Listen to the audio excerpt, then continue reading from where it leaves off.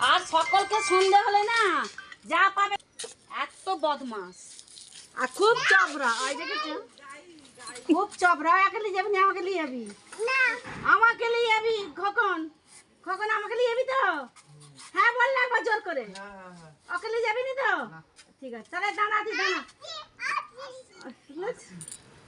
আসছে সে এক পাক করে শালা আসছে সে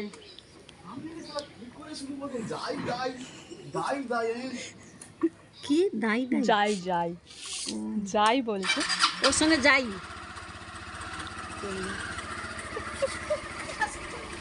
দেখি রে